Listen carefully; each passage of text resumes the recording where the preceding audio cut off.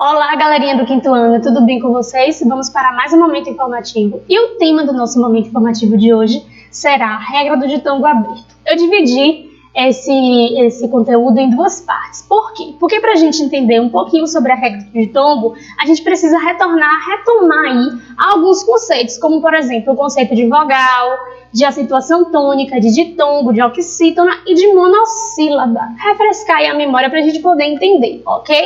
Bom, vamos iniciar com o conceito de vogal. O que são as vogais? As vogais, elas são fonemas, são conhecidas como os sons. São aquelas letrinhas em que o som ele consegue passar livremente pela boca e pelo nariz, então não há o que interrompa essa passagem.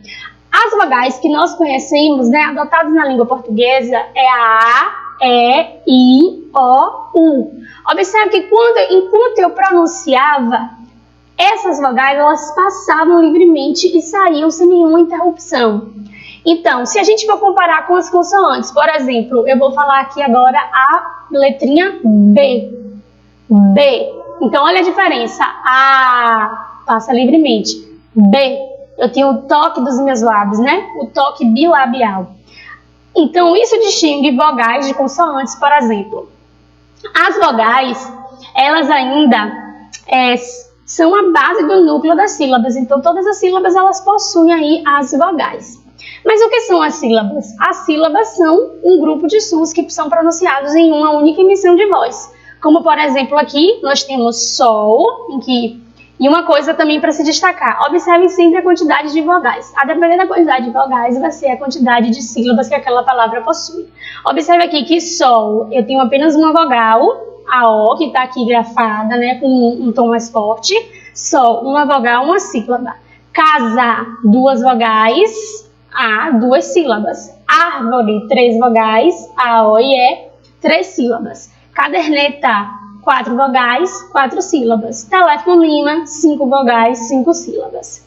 Ok.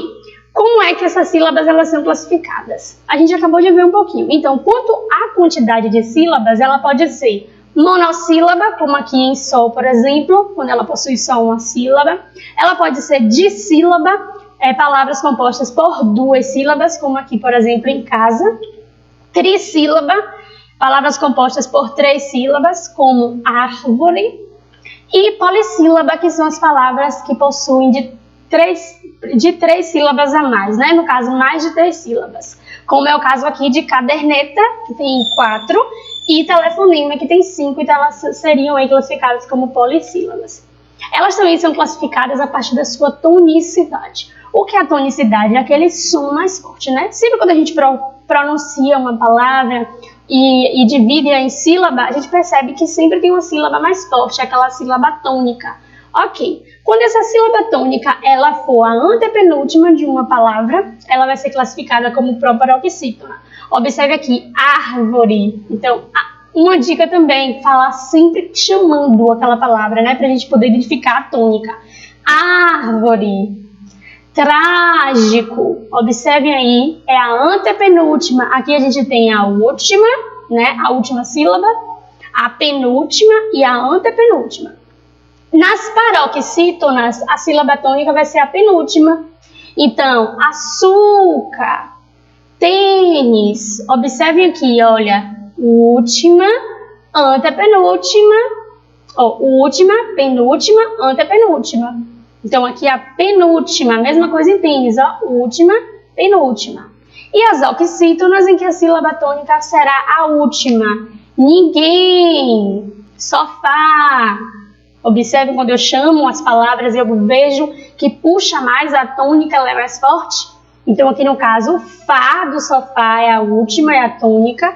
E o guem de ninguém é a última, é a tônica. Então, proparoxítonas, isso vocês já viram, é só pra gente ir relembrando. Proparoxítonas, quando a sílaba tônica é a antepenúltima, paroxítona, penúltima e oxítona, última. Ok. Nas palavras, o que pode acontecer? Nós temos aí um encontro vocálico, O que é o encontro vocálico? O encontro de vogais. Então, se tiver duas ou mais vogais, pode estar aí acontecendo o encontro vocálico. E o encontro vocálico ele é dividido em três tipos. Então, ele é o ditongo, tritongo e o hiato. O ditongo, se é um encontro de vogais, já me diz aqui que é o di, duas vogais. O tri, três vogais. E o hiato nós veremos agora um pouco dos três para destrinchar.